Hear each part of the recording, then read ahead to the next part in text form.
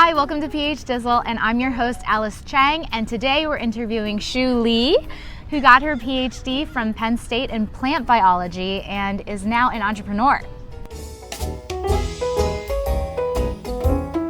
Can you tell me about what you studied at Penn State in plant biology? My thesis was about a very interesting mechanism called self-incompatibility. Actually, 40% of the flowers can tell when the pollination happens. They can tell if they are breeding with someone from a close genetic background.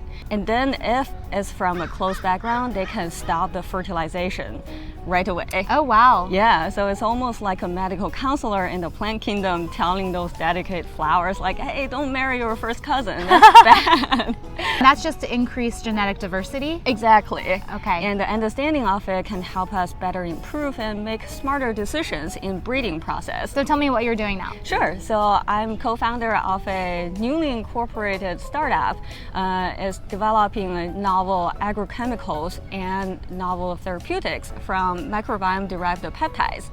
I'm sure everyone have heard about the microbiome for gut health, for plant health, but instead of looking into those microbes, we are very interested in the language they're using to communicate with the surrounding area and their hosts, which is the secreted peptides. So plants also have a microbiome. It's just like different bacteria that... Different bacteria, but some are shared in common. So Okay. mainly located in their root area and the soil. Oh, that's interesting. Yeah. And they communicate by sending these peptide signals to each Yes. other? Yes. Okay, and what do they tell, do they tell each other not to marry each other? Not really. I hope to find that. But most of them can help the plants defend against the pests and nematodes and different disease. Oh, okay. Right. And so you mentioned doing this in agriculture. It sounds like there's also applications in human health?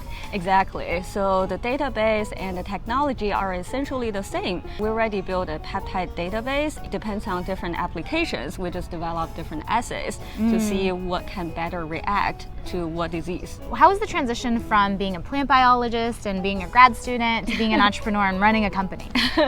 I think it's really fun, but also challenging. That's also something I want anyone follow the similar path to be aware is I found being a scientist in academia, especially in academia, we are often encouraged to be curious and developing different directions almost at the same time.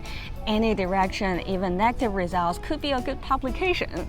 But in industry, especially in the fast-moving startup field, it's not often the case or the most effective way, and we always need to be laser focused and think about the customer, think about the market, the product we're building, and using the minimum resource we have to build as much results as possible. So we have to be very focused. Do you have hobbies that you like to do in your spare time? Yes, I do. Well, professionally, I spend a lot of time working for a national nonprofit organization called Graduate Women in Science. Actually, OA has one of the largest chapter here. Wow. It's a really good over 100-year history network to connect, empower, and lead women in STEM. Wow, and Yeah. you don't have to be a graduate student. Actually, you don't. You can be undergraduate or just anyone related to STEM field or want to support it. What about personal hobbies? Well, I read a lot, and especially I'm interested in true crime and detective fictions. When you read those true crime stories, there's always someone, never give up, looking for the truth.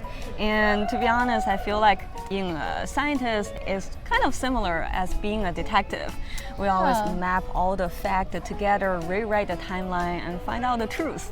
Hey, you went to Penn State. Yes. Speaking of true crime, have you heard about a murder in the library in the Stacks, like a long time ago? Right, the stack.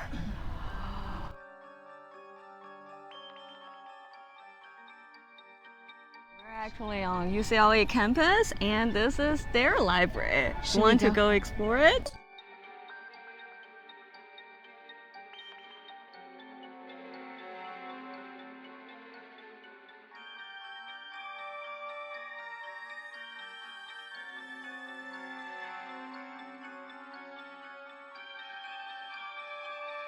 PhDizzle.